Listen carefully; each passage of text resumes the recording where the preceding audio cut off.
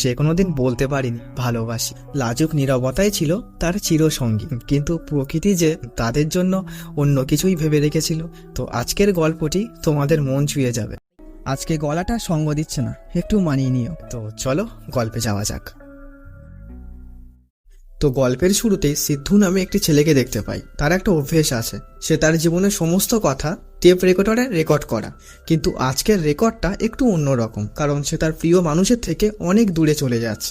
আসলে প্রিয় মানুষ বলতে এখানে একতরফা, মানে সিদ্ধু তাকে কখনো প্রপোজই করেনি। তাই আজকে সে তার সমস্ত মনের কথা এই রেকর্ডারে বন্দি করে সে এখানের সব কিছুই ছেড়ে অন্য জায়গায় চলে যাচ্ছে। এখান থেকে সিন ফ্ল্যাশব্যাকে চলে যায়। তো একদিন হসপিটালে সিদ্ধুর জন্ম হয়, আর ওইদিকে আরেকটি মেয়ে জন্ম হয়, এর নাম ধনী। সিদ্ধু ছোটবেলা থেকেই একটু লাজুক প্রকৃতির। তার জীবনে সব থেকে বড় শত্রু ভয় আর লজ্জা। সে এর কবলে পড়ে কখনোই কোনো কিছুতেই এগোতে পারেনি বা সাহস দেখিয়ে যেতে পারেনি। একবার সে স্কুলের বক্তৃতা দেওয়ার জন্য স্টেজে তো উঠেছিল, কিন্তু সামনে এত লোকজন দেখে সে সেখানে ঘামতে শুরু করে এবং বক্তৃতা দেওয়ার আগেই সে সেখান থেকে ছুটতে পালিয়ে যায়। তো রাত্রেবেলা সিদ্ধুর মা সিদ্ধুকে বোঝায় যে এইভাবে সবসময় লজ্জা পেয়ে ভয় পেয়ে পালিয়ে আসতে নেই। সিদ্ধু বলে, না মা, আমি আসতে চাই না, কিন্তু আমার কেমন লাগে, সবাই হয়তো আমাকে ভুল বোঝে যে আমি অহংকারী। সিদ্ধুর মা বলে, না বাবা, তুমি অহংকারী নও, তোমার স্বভাব লাজুক প্রকৃতির, এটাই যা। তবে এটা যে পরিবর্তন করতে হবে। আমাদের শরীর বা এই প্রকৃতি 5টি তত্ত্ব দিয়ে গঠিত, যাকে আমরা ভগবান বলতে পারি। আকাশ, মাটি, জল, বায়ু, অগ্নি, এই 5টি সমন্বয়ে এই প্রকৃতি বা আমাদের শরীর গঠিত। এইবারে তুমি যদি পবিত্র মনে এই 5টি ভগবানের কাছে কিছু চাও, সেটা তুমি অবশ্যই পেয়ে যাবে। সিদ্ধু বলে, আমার একটু টাইম লাগবে মা। সে নিজের মতো একা থাকতেই ভালোবাসে, তার অত ভিড়ের মধ্যে গিয়ে কথা বলতে বা যেতে তার ঠিক পোষায় না। আর এইদিকে ধোনিকে তার বাবার সঙ্গে দেখতে পাই। তার বাবা একজন আর্মি অফিসার। ধোনির বাবা যখন বর্ডার থেকে বাড়ি আসতো, তখন সে ধোনিকে তার যুদ্ধক্ষেত্রে ঘটে যাওয়া ঘটনা শোনাতো। আর ধোনিরও তার বাবার কাছ থেকে গল্প শুনতে খুবই ভালো লাগতো। আর বাবার গল্প শুনে ধোনি মনে মনে ভাবতো সেও একদিন বড় হয়ে খুব সাহসী হবে, তার বাবার মতো কাউকে ভয় করবে না, সে যুদ্ধ করবে। মানে এখানে সিদ্ধু আর ধোনি দুজন দুই মেরুতে আছে, একজন লাজুক প্রকৃতির আর একজন খুব সাহসী। যাই হোক, প্রকৃতির খেয়ালে শেষ পর্যন্ত কি হয় সেটা জানতেই এইবারে আমাদের মূল গল্পে ঢুকতে হবে। তো এরপরে বেশ কয়েকটা বছর কেটে যায়।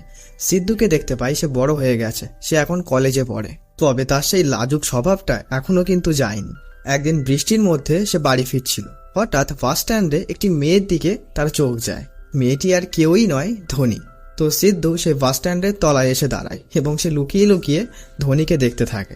তো এরপরে বৃষ্টি থেমে গেলে ধোনি তার হোস্টেলের দিকে যেতে থাকে, আর সিদ্ধু ফলো করে ধোনির হোস্টেলের সামনে একটা চায়ের দোকানে এসে দাঁড়ায়। আসলে এটা তার দৈনন্দিন রুটিন। সিদ্ধু এই দোকানে চা খাওয়ার নাম করে ধোনিকেই দেখতে থাকে। কিছুক্ষণ পরে ধোনি ব্যালকানিতে আসে এবং সে ফোনে কারোর সঙ্গে একটা কথা বলছিল, আর তখনই সেখানে সিদ্ধুর একটা বন্ধু চলে আসে। সিদ্ধু তখনই সেখান থেকে উঠে চলে আসার চেষ্টা করে, কারণ সে যে ধোনিকে পছন্দ করে এটা তার বন্ধু জেনে যাক সে চায় না। আসলে সে নিজের মধ্যেই সবকিছু রাখতে ভালোবাসে।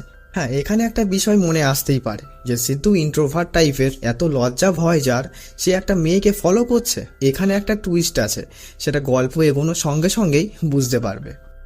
তো পরের দিন সিদ্ধু ক্লাসে বসে আছে, হঠাৎ সে দেখে ধোনিও ক্লাসে প্রবেশ করছে। সিদ্ধুর বুকটা ধক করে ওঠে, অর্থাৎ ধোনিও তার ডিপার্টমেন্টেই ভর্তি হয়েছে।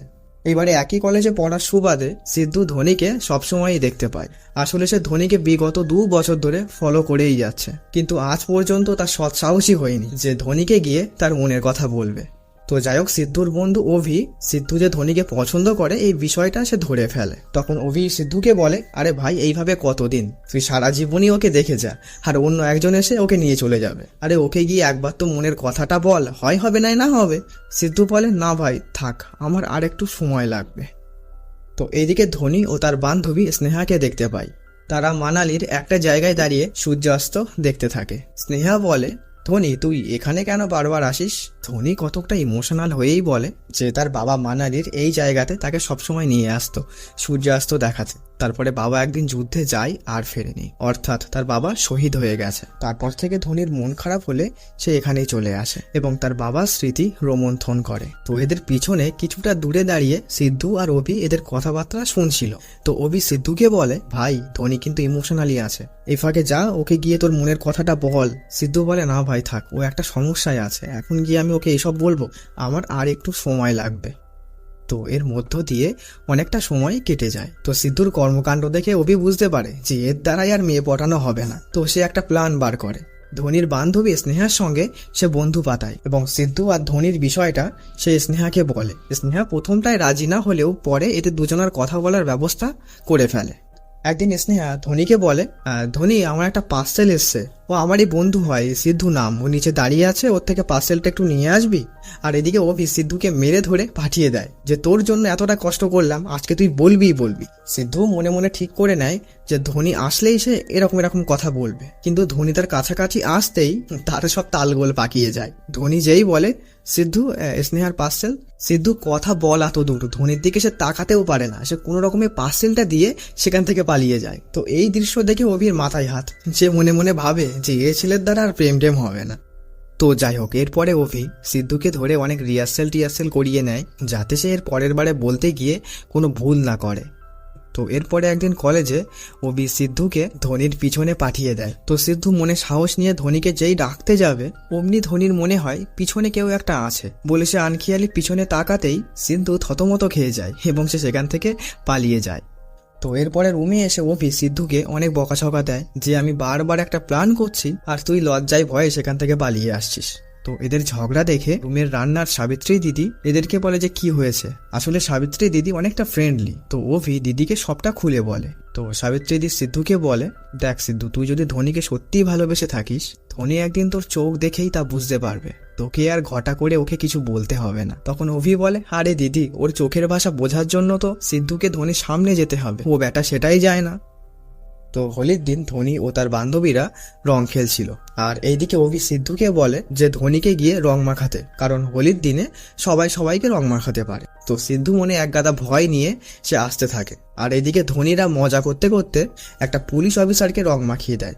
ব্যাস, অফিসারটি রেগে যায় এবং এদেরকে ধরে থানাতে নিয়ে আসে। তো ধোনিরা পুলিশ অফিসারকে অনেক রিকোয়েস্ট করে, কিন্তু পুলিশ কোনো কথাই শোনে না। আর তখনই সেখানে স্নেহা চলে আসে এবং সে কতকটা কাঁদো কাঁদো হয়েই পুলিশকে বলে, স্যার, ধোনির খুব বড় সাইনাসের প্রবলেম, ও আর আমাদের মধ্যে বেশি দিন নেই, তাই ডাক্তার বলেছে ও যা যা করতে চায় ওকে করতে দাও, তাই আমরা ওকে আর বাধা দেই না। ওর শেষ ইচ্ছে ছিল এইবারে মন ভরে হোলি খেলার, তাই একটা ভুল ছোট করে ফেলেছে। তো স্নেহার মিথ্যে ঢবে পুলিশও ইমোশনাল হয়ে যায় এবং এদেরকে ছেড়ে দেয়। তো বাইরে এসে ধোনি স্নেহাকে বলে, ভাই, বিশাল বাঁচান বাঁচিয়ে দিলি, এত বুদ্ধি পেলি কোথায় তুই? স্নেহা বলে, না রে ভাই, এটা আমার বুদ্ধি না, আরে এটা আমার বন্ধু অভির বন্ধু আছে সিদ্ধু, ওর বুদ্ধি। তো ধোনি সিদ্ধুর কাছে এসে তাকে ধন্যবাদ জানায় এবং তার সঙ্গে হ্যান্ডশেকও করে। তো যেহেতু তারা এখানে ছোট্ট করে পরিচিত হয়ে যায়, তাই কলেজে দেখা হলে টুকটাক কথাবার্তাও হয়। তো একদিন অভি প্ল্যান করে স্নেহা আর ধোনিকে তাদের রুমে ইনভাইট করে, আর এখানে ধোনি আর সিদ্ধুর মধ্যে নাম্বার এক্সচেঞ্জও হয়। তো এরপরে তারা ঘোরা বেড়ানো, খাওয়া দাওয়া ইত্যাদি ইত্যাদি করতে থাকে, যেমনটা আর কি বন্ধুদের মধ্যে হয়। কিন্তু এত কিছুর মধ্যেও সিদ্ধু ধোনিকে কিছুই বলতে পারেনি বা বোঝাতেও পারেনি, তার মধ্যের ওই জড়তা ভাবটা সে এখনো কাটিয়ে উঠতে পারেনি। তো এরপরে অভি সিদ্ধুকে বলে যে ওর নাম্বারটা তোর কাছে আছে, কিছু তো বল, লোকে একটা মেয়ের নাম্বার পেলে কি করে ফেলে দেয়, আর তুই একটা মেসেজও পর্যন্ত করবি না। সিদ্ধু বলে, দেখ ভাই, আমি সুন্দর সুন্দর কথা বলে ওভাবে অ্যাপ্রোচ করতে চাই না, আর আমার দ্বারা হবেও না, আমার আর একটু সময় লাগবে। একদিন অভি সিদ্ধুকে বলে, ভাই, তুই তো ছবি তুলতে ভালোবাসিস, এইবারে আর কোনো কিন্তু কিন্তু করবি না, কলেজের ফটোগ্রাফি কন্টেস্টে তুই নিজেকে ভালো করে উপস্থাপনা কর, আর তখনই তুই ধোনিকে প্রপোজ করে দিবি। তো সিদ্ধু এইবারে নিজেকে শক্ত করে আর মনে মনে ঠিক করে নেয় যে সে এইবারে যে কোনো প্রকারে ধোনিকে তার মনের কথা বুঝিয়ে দেবে। তো কলেজের সেই ফটোগ্রাফি অনুষ্ঠানের দিন সিদ্ধু মনে অনেকটা সাহস সঞ্চয় করে স্টেজে গিয়ে ওঠে, কারণ সে জীবনে স্টেজে উঠে কথা বলবে এই ক্ষমতা তার ছিল না, কিন্তু আজকে সে উঠেছে, কারণ ধোনিকে বোঝাতেই হবে যে সে তাকে কতটা ভালোবাসে। তো সিদ্ধু যখন তার ছবির মধ্য দিয়ে তার মনের কথাগুলো ধোনিকে বলছিল, তখন সে দেখতে পায় বিক্রম নামে কলেজের একটি সিনিয়র ছেলে ধোনিকে ডাকছে, এবং ধোনি সিদ্ধুর কথা বা ছবির দিকে পাত্তা না দিয়ে বিক্রমের সঙ্গে চলে যায়। এই দৃশ্য দেখে সিদ্ধুর বুকটা হু হু করে ওঠে এবং সে তার বক্তৃতা মাঝপথেই থামিয়ে স্টেজ থেকে নেমে আসে, এবং সিদ্ধু এখানে পুরো অবাকই হয়ে যায় যে সে ধোনিকে বেশি কারোর সঙ্গে মিশতে দেখেনি, তারা যে কজন বন্ধু বান্ধব আছে ওই পর্যন্ত, তবে মাঝখান দিয়ে এই বিক্রমটা কোথা থেকে এলো। তো এটা জানতে আমাদের একটু ফ্ল্যাশব্যাকে যেতে হবে। একদিন ধোনিরা একাই কলেজের দুর্নীতির বিরুদ্ধে আন্দোলন করছিল, আর তাদের দলে সামিল হয় এই বিক্রম। বিক্রমের ব্যক্তিত্ব ছিল খুবই আকর্ষণীয়, আর ধোনিও বিক্রমের কথা ও ব্যক্তিত্বে আকৃষ্ট হয়ে যায়। পরে অবশ্য সে জানতে পারে যে বিক্রম এই কলেজের স্টুডেন্টই না, আসলে সে নানা রকম সামাজিক কাজকর্ম করে থাকে, মানে সহজ করে বলতে গেলে সে পার্টি করে। তো বিক্রম ও ধোনিকে তার কৃতিত্বের কথাও জানায়, যে সে কত বড় সমাজসেবিক বা পরোপকারী, মানে কতকটা কথার ছলে সে নিজের ঢাক নিজেই পেটায়। আর বিক্রমের কথাবার্তায় ধোনিও পুরোটাই বিক্রমের ওপরে ইমপ্রেসড হয়ে যায়। তো এরপরে একদিন ধোনি ও তার বান্ধবীরা খেলা করছিল, আর পিছন থেকে দুটি ছেলে লুকিয়ে তাদের ভিডিও করছিল, আর সেখানে বিক্রম গিয়ে ছেলেগুলোকে ধরে এবং মারধর দেয়। আর স্বাভাবিকভাবে এই ঘটনায় ধোনিও বিক্রমের প্রতি আরও দুর্বল হয়ে পড়ে, যে সে এমন একটা ছেলেই তো খুঁজছিল, এবং ছেলে দুটিকে এদের কাছে ক্ষমাও চাওয়ায়। আর এরপর থেকে আস্তে আস্তে করে ধোনি আর বিক্রমের বন্ধুত্বও গড়ে ওঠে, এবং তারা ঘোরা বেড়ানো খাওয়া দাওয়া একটু বেশিই করতে থাকে। কিন্তু এই ব্যাপারটা সিদ্ধু কোনোভাবে টেরই পায়নি। যাই হোক, একদিন বিক্রম ধোনিকে প্রপোজ করেই ফেলে। হ্যাঁ, ধোনি প্রথমটাই একটু অভিমান দেখালেও পরে বিক্রমকে হ্যাঁ বলে দেয়। আসলে মেয়েরা একটু ঘোরাতে ভালোবাসে, আর ধোনিও সেই পথই অবলম্বন করেছে। তো এরপরে সিন বর্তমানে আসে। বেচারা সিদ্ধু তো এক প্রকার কাঁদতে কাঁদতেই রুমে ফেরে। সাবিত্রী দি বলে, এই কি হয়েছে রে? সিদ্ধু কতকটা কাঁদো কাঁদো হয়েই বলে, না দিদি, ধোনি কখনো আমাকে ভালোই বাসিনি। আমি বিক্রমকে নর্মাল বন্ধুই ভেবেছিলাম, কিন্তু আজকে যা দেখলাম ওদের মধ্যে সম্পর্ক আছে। আমি ভালোবাসার কাছে হেরে গেলাম। ওকে ভুলে যাওয়া ছাড়া আমার আর কোনো পথ নেই। তো এইবারে অভি রেগে যায়। সে বলে, আমি তোকে কবে থেকে বলে আসছি ওকে গিয়ে তুই বল, কিন্তু না, তোর তো আর একটু সময় লাগবে। নেই, এবারে অনেক সময় আছে, যা বসে বসে ঘরের এক কোনায় গিয়ে কাঁদ। আর তখনই সিদ্ধুকে স্নেহা কল করে আর বলে, এই সিদ্ধু, ধোনি আর বিক্রম কালকে মানালি চলে যাচ্ছে, তাই আজকে রাতে আমরা সবাই ক্লাবে যাচ্ছি, তুইও চলে আয়। এই শেষবারের মতো একটা সুযোগ কিন্তু তোর হাতে আছে ভাই, আফসোস নিয়ে বাঁচিস না, অন্তত কিছু তো বল আজকে। তো এটা শুনে অভি আর এক মুহূর্ত দেরি করে না, সে সিদ্ধুকে প্রায় টেনে হিঁচড়ে ক্লাবে নিয়ে যায়। আর এইদিকে যখন ধোনিরা ক্লাবে পৌঁছায়, তখন সে দেখতে পায় সেখানে আগে থাকতেই বিক্রম আছে, এবং সে অন্য একটি মেয়ের সঙ্গে টোটালি এনজয় করে যাচ্ছে। আর মেয়েটি হাসতে হাসতে বিক্রমকে জিজ্ঞাসা করছে যে, বিক্রম, সেই ধোনি নামে মেয়েটার কি খবর, যাকে তুমি তোমার ফাঁদে ফেলতে চেয়েছিলে? বিক্রম বলে, কাজ হয়ে গেছে, কালকে তো ওকে নিয়ে মানালি যাচ্ছি, ওর কিছু প্রাইভেট ভিডিও বানিয়ে নেব, তারপরে তো ব্ল্যাকমেল করে টাকা পয়সা আর যা যা নেবার সবকিছুই তো নেব। কিন্তু পিছন থেকে ধোনি সবটাই শুনে ফেলে। স্বাভাবিক, তার মাথায় তো আকাশ ভেঙে পড়ে। ধোনি এতটাই রেগে যায়, সে ওই পুরো ক্লাবের মধ্যেই বিক্রমকে একটা ঠাটিয়ে চড় মারে। আর সে বিক্রমকে বলতে থাকে, তোকে আমি নিজের বাবার মতো বিশ্বাস করলাম, আর তুই আমার সঙ্গে এমনটা করলি। ভেবেছিলাম দুজন মিলে আমার বাবার স্মৃতি রোমন্থন করবা, তুই নোংরা চিন্তা ভাবনা, ছি। আমার বাবার শার্টটা এক্ষুনি খুলে দে। আসলে বিক্রমের এই জামাটি ধোনি একসময় বিক্রমকে গিফট করেছিল। আসলে ধোনি তার বাবার শেষ স্মৃতি হিসাবে এই জামাটি তার সঙ্গে রেখেছিল। তার কাছে এই জামাটি অত্যন্তই মূল্যবান। সে ভেবেছিল বাবার পরেও যদি কোনো পুরুষকে সে বিশ্বাস করতে পারে, তবেই সে তাকে এই জামাটি গিফট করবে। কিন্তু বিক্রম তার মর্যাদা রাখতে পারল না। সে ধোনির এই রাগান্বিত রণমূর্তি দেখে ভয় পেয়ে যায়, এবং সে সঙ্গে সঙ্গে জামাটা খুলে ধোনিকে দিয়ে দেয়। কিন্তু ধোনির মন পুরোই ভেঙে যায়। তার মনে হয় এই পৃথিবী বড়ই স্বার্থপর, এখানে সত্যি ভালোবাসার কোনো মূল্যই নেই। এখানে ভালোবাসাটাও যেন ব্যবসাতে পরিণত হয়েছে। আর ক্লাবে ঘটে যাওয়া এই সমস্ত কিছুই সিদ্ধু দেখে, তারও ধোনির জন্য খুবই খারাপ লাগে।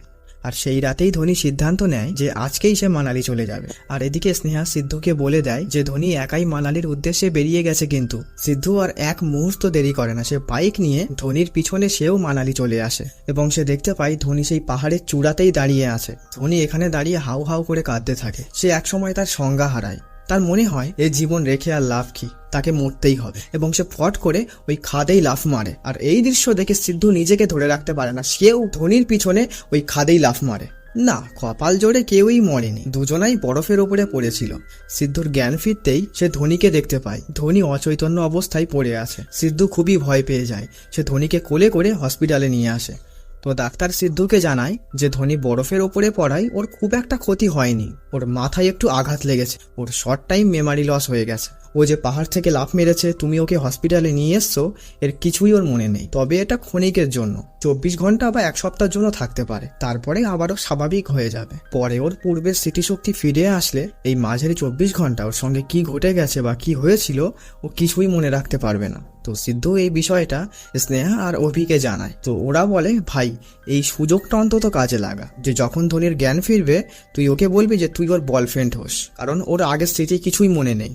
তো এরপরে ধোনির জ্ঞান ফিরতেই সিদ্ধু ধোনির কাছে আসে। তো ধোনি সিদ্ধুকে বলে যে আমি কে, আর এখানে কেন আমি, আর তুমিই বা কে? তো সিদ্ধু ধোনিকে বলে আমি তোমার বয়ফ্রেন্ড। আসলে আমরা মানালি ঘুরতে এসেছিলাম, আর তুমি হোটেলের বাথরুমে পা পিছলে পড়ে গেছিলে, আর তোমার মাথায় আঘাত লেগেছে। তো ধোনি ফ্যাল করে সিদ্ধুর দিকে তাকিয়ে থাকে। তো এরপরে যখন তার হসপিটাল থেকে ফিরছিল তখন ধোনির কেমন একটা খটকা লাগতে থাকে, কারণ ধোনি খুব সাহসী আর চতুর। সে সিদ্ধুকে বলে আচ্ছা তোমার সঙ্গে কি আদৌ আমি প্রেম টেম করি? তুমি আমাকে মিথ্যে বলছো না তো? সিদ্ধু বলে না সত্যি, আসলে ডাক্তার বলেছে তুমি কিছু স্মৃতি ভুলে গেছো, তোমার 24 ঘন্টার মধ্যে তা মনে পড়ে যাবে। ধোনি বলে ও আচ্ছা, যাই হোক তোমাকে দেখে আমার মিথ্যুক বলে মনে হচ্ছে না, তাও আমি তোমার সঙ্গে প্রেম করলাম কি করে এটাই তো বুঝতে পারছি না। 1 মিনিট, তুমি তোমার বয়ফ্রেন্ড, তাহলে তোমার সঙ্গে তো আমার ছবি থাকবে। সিদ্ধু বলে না আসলে আমি ছবি তুলতে পছন্দ করি না, তো তাই আমাদের ছবি নেই। তো এরপরে ধোনি সিদ্ধুর থেকে ফোনটি কেড়ে নিয়ে তাদের চ্যাট দেখতে থাকে। তাতে শুধু ওই গুড মর্নিং আর গুড নাইট ছাড়া আর কোনো মেসেজ তাদের মধ্যে হয়নি। তো সিদ্ধু আমতা আমতা করতে থাকে। ধোনি বলে আচ্ছা আমাদের চ্যাট ডিলিট করে তুমি অন্য কোনো মেয়ের সঙ্গে ডেটে যাওনি তো? সিদ্ধু বলে না না, আমি এমনটা কেন করতে যাব। ধোনি বলে তোমার সঙ্গে আমার তেমন কল নেই, চ্যাট নেই, আর এখানে কেউ আমাদের চেনেও না। তোমার সঙ্গে প্রেম করার একটা মুহূর্ত পর্যন্ত আমার মনে নেই। তুমি আমার থেকে কিছু লুকাচ্ছ না তো? সিদ্ধু বলে না, তোমার কোমরের বাঁদিকে একটা তিল আছে। ধোনি থতমত খেয়ে যায় এবং সে রুমে এসে চেক করে দেখে তার সত্যি সত্যি তিলটা আছে। সে ভাবে তার মানে কি সত্যি সত্যি সে আর কিছু ভাবতে পারে না। তো এরপরে ধোনি সিদ্ধুকে বলে আচ্ছা সিদ্ধু তুমি একটু আগে যে তিলের কথা বলছিলে ওটা সত্যি সত্যি দেখলাম আছে, তার মানে কি আমরা মানে ওই সব আর কি? থাক বুঝতে পেরেছি, চলো খেয়ে আসি। আচ্ছা বলো তো আমি কি খেতে পছন্দ করি, বলো বলো। সিদ্ধু জানে যে ধোনি কি খেতে পছন্দ করে, কিন্তু সে লজ্জায় এবারও কিছুই বলতে পারছে না। সে এখন সম্পূর্ণই ধোনির কাছে থাকা সত্ত্বেও তার মধ্যকার ওই লজ্জা বা ভয় ভাবটা এখনো যায়নি। সিদ্ধু ধোনির জন্য মোমো অর্ডার দেয়। তো ধোনি তো অবাক, কারণ মোমোই তার পছন্দের খাবার। তো এরপরে তারা মানালিটাকে ঘুরে ঘুরে দেখতে থাকে। তো এরপরে সিদ্ধু ধোনিকে তার আগের বাড়িতে নিয়ে যায় এবং ধোনির বাবার স্মৃতি তাকে রোমন্থন করায়, যাতে তাড়াতাড়ি ধোনির সব স্মৃতি মনে পড়ে যায়। তো এরপরে ধোনির কিছুটা সন্দেহ হয়। সে সিদ্ধুকে বলে আচ্ছা তুমি আমার বাড়ির চাবি পেলে কি করে? তাছাড়া তোমাকে হসপিটাল থেকে দেখে আসছি, তুমি আমার সঙ্গে ঠিকভাবে মানে কথা বলতে পারছো না, আমাকে এখনো পর্যন্ত কোনো খারাপ ভাবে ছুঁয়েও দেখোনি, তুমি এতটাই লাজুক যে কথাই ঠিক করে বলতে পারো না। তো তোমার মতো একটা ছেলের প্রেমে আমি ফাঁসলাম কি করে সেটাই বুঝতে পারছি না। শোনো আমার দিকে তাকিয়ে কথা বলো, বলে ধোনি সিদ্ধুর মুখটা তার দিকে টেনে ধরে। সিদ্ধু থতমত খেয়ে যায়। ধোনি সিদ্ধুর চোখ দেখে স্তব্ধ হয়ে যায়, কারণ সিদ্ধুর চোখে এক আদিম অনন্ত খুবই চাপা এক পবিত্র ভালোবাসা লুকিয়ে আছে। এ ভালোবাসা কয়েক বছর বা মাসের না, এর শিকড় অনেক গভীরে। ধোনিও কতকটা চুপচাপ মেরে যায়। সে সিদ্ধুকে বলে তুমি আমাকে কবে থেকে ভালোবাসো? এবং সিন এখান থেকে একটু ফ্ল্যাশব্যাকে যায়। তো সিদ্ধুর ছোটবেলা দেখতে পায়। সে ছোট্টবেলা থেকেই একটু লাজুক প্রকৃতির, তাই তার বাবা ছেলেকে একটু চালাক চতুর করার জন্য বারবার বাড়ি বদলাতো। তো এমনই একবার সিদ্ধুরা নতুন একটা জায়গায় আসে। তো সিদ্ধু একদিন দেখতে পায় তার বয়সী একটি মেয়ে কাগজের নৌকা নিয়ে খেলা করছে। এই মেয়েটি আর কেউই নয়, ধোনি। সিদ্ধু এমনি একা থাকতেই পছন্দ করে, কিন্তু ধোনিকে দেখে তার এই প্রথম কারোর সঙ্গে খুব করে মিশতে ইচ্ছে হলো। তো এরপরে সিদ্ধু ওখানকার স্কুলেই ভর্তি হয়। সেই স্কুলে ধোনিও পড়তো, কিন্তু কাকতালীয়ভাবে এই স্কুলেও সিদ্ধুকে স্টেজে উঠে বক্তৃতা দেওয়ার জন্য বলা হয়। সে অনেক ভাবনা চিন্তা করেও শেষমেশ তার সাহসে কুলোয় না। সে তখন স্কুল থেকে পালাতে যাচ্ছিল এবং সে ধোনির সামনে পড়ে যায়। আসলে ধোনিও স্কুল থেকে পালাচ্ছিল। সে বলে আরে তুমি সেই না যে নতুন আমাদের পাড়াতে এসছো, স্কুল থেকে পালাচ্ছ? হ্যাঁ।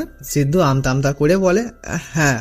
ধোনি বলে আরে ভয় পাচ্ছ কেন, আমিও তো পালাচ্ছি, এসো এসো আমাকে সাহায্য করো।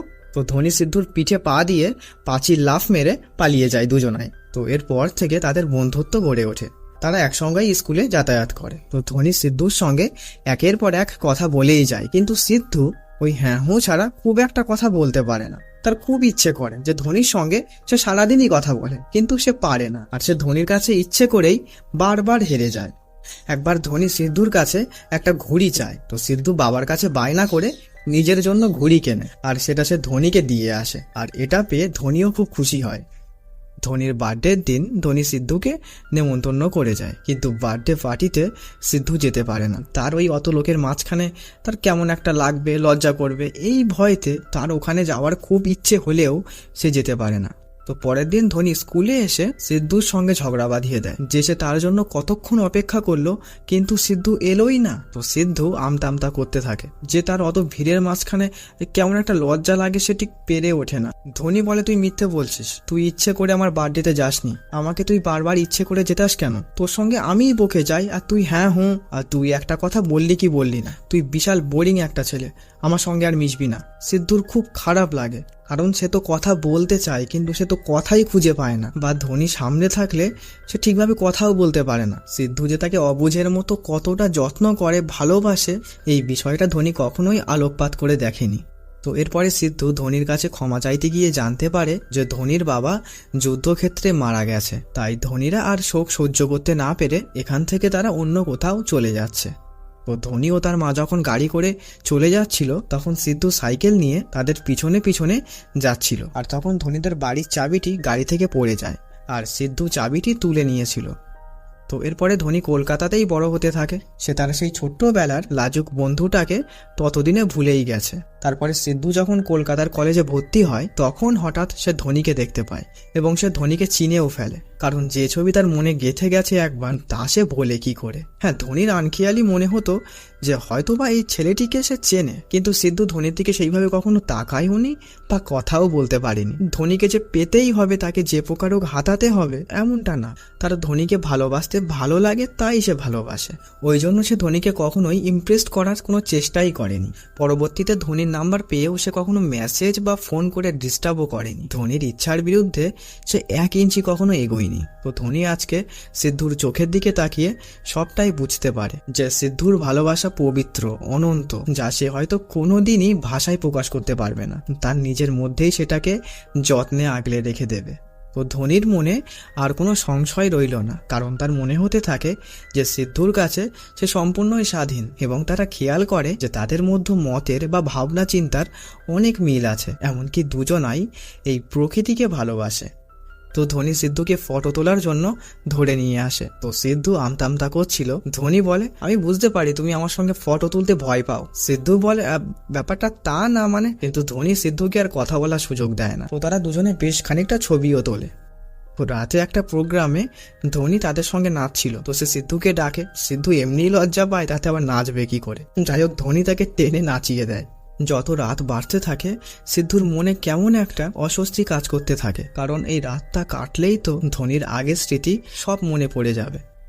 তো এরপরে তারা একটা হনুমান মন্দিরে আসে। তো পুরোহিত তাদেরকে 2টো সুতো দেয় যে এটি একে অপরের হাতে বাঁধলে তারা একে অপরের পাশে সব সময় থাকবে। তো ধোনি সিদ্ধুকে বলে, আমরা তো সবসময় ঝগড়াই করি, তুমি আমার হাতে বেঁধে দাও। তো সিদ্ধু ধোনিকে সুতোটি বেঁধে দেয়। তো সিদ্ধু ধোনিকে বলে, ধোনি কিছু কথা বলি শোনো। তোমার বয়ফ্রেন্ড বিক্রম, তুমি পাহাড় থেকে লাফ দিয়েছিলে, তোমার শর্ট টাইম মেমারি লস হয়ে গেছে, তোমার এই 24 ঘন্টা কেটে গেলেই আবার সব স্মৃতি মনে পড়ে যাবে। ধোনি, তুমি যেটা সন্দেহ করছো সেটাই ঠিক, তুমি কখনো আমাকে ভালোই বাসনি। তো এটা শুনে ধোনি খুবই রেগে যায় এবং সিদ্ধুকে সেখান থেকে দূর করে দেয়। তো সিদ্ধু আর কিছুই বলে না, সে চলে আসে। তো সে কিছুক্ষণ পরে খেয়াল করে যে ধোনি তার পিছনে আসছে না এবং সে ধোনিকে খুঁজতে খুঁজতে জঙ্গলের একটা কোনায় দেখতে পায় ধোনি সেখানে কিছু মাতালদের কবলে পড়েছে। তো সিদ্ধু সেখানে গিয়ে কোনো প্রকারে ধোনিকে বাঁচায় এবং সে ধোনির ওপরে খুব রেগে যায়। সে বলে, হ্যাঁ আমি তোমাকে মিথ্যে বলেছি, আমার ওপরে রাগ হয়েছে, তা আমার পিছনে পিছনে আসতে পারতে তো, ওরা এতক্ষণ তোমার সঙ্গে তো খারাপ কিছু করেই ফেলতো। ধোনি স্তব্ধ হয়ে যায় এবং সে কাঁদতে কাঁদতে সিদ্ধুকে জড়িয়ে ধরে। তুমি থাকতে আমার কোনো ক্ষতি হতে তুমি দেবে না, আর প্রকৃতিই হয়তো এটাই চাই যে আমরা একসঙ্গেই থাকি। আমি তোমার থেকে আর দূরত্বে যেতে চাই না, আমি তোমার সঙ্গেই থাকতে চাই। সিদ্ধু বলে, ধোনি তুমি শুধু আজকে আমাকে পছন্দ করছো, কিন্তু প্রতিদিন তুমি আমাকে পছন্দ করতে পারবে না। হ্যাঁ এটা ঠিক যে তোমার আমার ভাবনা চিন্তা মতের মিল অনেকটাই এক, কিন্তু তোমার পাশে যে আমাকে মানায় না। আর তোমাকে নিজের করে পাওয়ার জন্য তোমাকে ইমপ্রেস করারও চেষ্টা করিনি, শুধু আমাদের বন্ধুত্বটাকেই যতটা পেরেছি যত্নে আগলে রেখে গেছি। ধোনি বলে, আমি যতবারই বিপদে পড়েছি বা কোনো সমস্যায় পড়েছি, তুমি নিজের কথা না ভেবে আমাকে বাঁচানোর জন্য ছুটে এসেছো। এমনটা যে কেউ করতে পারে না বা করার সাহসও দেখায় না। তোমার ভালোবাসা যে কতটা পবিত্র তা তোমার ওই চোখ দেখেই বোঝা যাচ্ছে। সিদ্ধু বলে, না ধোনি, আমি তোমার জন্য ঠিকঠাক নই। ধোনি এইবারে খুব রেগে যায়। সে সিদ্ধুকে 2টো ফটাফট থাপ্পড় কষিয়ে দেয় এবং ফোনটি নিয়ে তাদের একটি ভিডিও করে রাখে। ধোনির স্মৃতিশক্তি ফিরে আসলে এই ভিডিওটি দেখে সে সিদ্ধুর কথা মনে করতে পারে। সে কোনোভাবেই যেন সিদ্ধুকে না ভুলে যায়। তো পরের দিন সকালে ধোনি ঘুম থেকে ওঠে। সে ভাবতে থাকে যে সে এখানে কেন শুয়ে আছে, কিন্তু তার কিছুই মনে পড়ে না। শুধু এইটুকুই মনে পড়ে যে সে পাহাড় থেকে লাফ মেরেছিল। তারপরে তার কাছে সবকিছুই ধোঁয়াশা। সে হোটেল থেকে চেক আউট করার সময় জানতে পারে যে সে একটি ছেলের সঙ্গে এখানে এসেছিল, কিন্তু এরা তার কোনো ইনফরমেশন তাকে দিতে পারে না। আর এদিকে সিদ্ধু বাড়ি ফিরে আসে এবং তার মনের কষ্টগুলোকে সে ওই রেকর্ড করেই রাখতে থাকে। আর তখন অভি এসে সিদ্ধুকে বকাঝোকা করতে থাকে যে তোর মতো বোকা ছেলে আমি আর দুটো দেখিনি। আসলে সিদ্ধু ধোনির সঙ্গে কাটানো সমস্ত মুহূর্তের স্মৃতি ওই ভিডিওটাও পর্যন্ত ডিলিট করে দিয়ে চলে এসছে। সিদ্ধু বলে আরে ওকে তো আমি সব থেকে বেশি ভালোবাসি, কিন্তু আমি মিথ্যের আশ্রয় নিতে চাই না। ও আমাকে ভুলে যায়, যাক, দেখ ওর সঙ্গে আমার মানায় না। ও কোথায় আর আমি কোথায়, দেখ এখানে থাকলে ধনের স্মৃতি তাকে সারা জীবন কাঁদাবে। তাই সে একেবারে পুনে চলে যাবে বলে ব্যাগ গোছাতে থাকে। আর এদিকে ধোনিও হোস্টেলে ফিরে আসে। তার কেমন একটা ফিল হচ্ছে, তার মনে হচ্ছে সে খুবই দামি কিছু হারিয়ে ফেলেছে, কিন্তু কি হারিয়েছে সে ঠিক ধরতে পারছে না। আর এদিকে বিক্রম ধোনির সঙ্গে দেখা করতে আসে। তো ধোনির বান্ধবী স্নেহা নিচে নেমে এসে বিক্রমকে একটা চল লাগিয়ে দেয়। আর যদি কখনো ধোনির কাছে আসার চেষ্টা করো তোমাকে কিন্তু পুলিশে ধরিয়ে দিতে বাধ্য হবো। আর এইদিকে ধোনি কোনোভাবেই মনে করতে পারছে না যে সেদিন পাহাড় থেকে পড়ার পরে তাকে কে বাঁচালো। সে কোনো উত্তর খুঁজে পায় না। শেষমেশ স্নেহা তাকে পুরো আদ্যপান্ত খুলে বলে। তো এরপরে ধোনি তার সবকিছুই মনে পড়ে যায়, তার সমস্ত অঙ্ক মিলে যায় এবং সে তৎক্ষণাৎ সিদ্ধুর কাছে ছুটে আসে। কিন্তু ততক্ষণে সিদ্ধু পুনের বাসের উদ্দেশ্যে বেরিয়ে পড়েছে। তো রাস্তাতেই অভির সঙ্গে ধোনিদের দেখা হয়ে যায় এবং অভি সিদ্ধুর লাস্ট রেকর্ড করা ক্যাসেটটি ধোনিকে শুনতে দেয়। তো সিদ্ধু সেখানে বলছে ধোনি, হয়তো তুমি এই রেকর্ডটা কোনোদিনও শুনবে কিনা জানি না, তবে আমি তোমাকে সেই ছোট্টবেলা থেকে ভালোবাসি। হ্যাঁ, প্রথমে ভেবেছিলাম হয়তো এটা অ্যাট্রাকশন, বাট আস্তে আস্তে বুঝতে পারি যে আমি তোমাকে সত্যিই ভালোবেসে ফেলেছি। তোমাকে ভালোবাসি এই কথাটা তোমাকে জানানোর ক্ষমতা আমার নেই। যদি এই বন্ধুত্বটুকু হারিয়ে যায় তবে আমি থাকতে পারতাম না। ধোনি আর এক মুহূর্ত দেরি করে না, সে স্কুটি করে বাস স্ট্যান্ডের উদ্দেশ্যে বেরিয়ে পড়ে। তো সেখানে বাসের মধ্যে অনেক খোঁজাখুঁজি করেও সে সিদ্ধুকে পায় না। তো তখন ধোনি বুঝতে পারে যে সিদ্ধু আসলে কোথায় আছে। ধোনি সেই পাহাড়ের সেই টিলাতে যায় এবং সে দেখতে পায় সেখানে সিদ্ধু দাঁড়িয়ে আছে এবং ধোনি সিদ্ধুকে বলে এই যে তোমার রেকর্ড, আমি সব শুনেছি, আর নিজেকে আমার থেকে লুকিও না। তুমি আমাকে এতটা ভালোবাসো, তা তুমি আমার থেকে এত দূরে কেন যাচ্ছ, পালাচ্ছ কেন? সিদ্ধু বলে আমাদের মিল কখনো সম্ভব নয়, তাই আমি চাই দুজনেই মরার থেকে একজন অন্তত ভালোভাবে বাঁচুক। আসলে এই প্রকৃতিই চায় না যে আমরা একসঙ্গে থাকি। ধোনি বলে প্রকৃতি যদি আমাদের বিরুদ্ধেই থাকে তাহলে এত কিছুর পরেও আমি তোমার সঙ্গে দাঁড়িয়ে আছি কি করে? আমার ছোটবেলা থেকে আজ পর্যন্ত সমস্ত বিপদে আপদে তুমিই ছিলে কেন? আমি তো অন্য সম্পর্কে গিয়েও দেখেছি, কিন্তু শেষমেশ আমি তোমার সঙ্গেই দাঁড়িয়ে আছি। সিদ্ধু তাও কিছুই বলে না। তো এইবারে ধোনির খুব অভিমান হয়। সে বলে আরে তোমাকে তুমি বলছি না যে তোমার ভালোবাসার প্রমাণ দাও, তুমি ওই সারা জীবন চুপ করেই থাকো, আমি মরলাম বলে সে আবার ওই পাহাড় থেকেই লাফ দিতে যাচ্ছিল। সিদ্ধু ধোনিকে ধরে ফেলে আর বলে এমনটা করো না, আমি তোমাকে ছাড়া বাঁচতে পারবো না, এবং ধোনি সিদ্ধুকে জড়িয়ে ধরে। তো এরপরে তাদের বিয়েও হয়ে যায়। আর এখানেই গল্পটি শেষ হয়ে যায়। তো তোমাদের গল্পটি কেমন লাগলো অবশ্যই জানিও। তো আজকের মতো টাটা।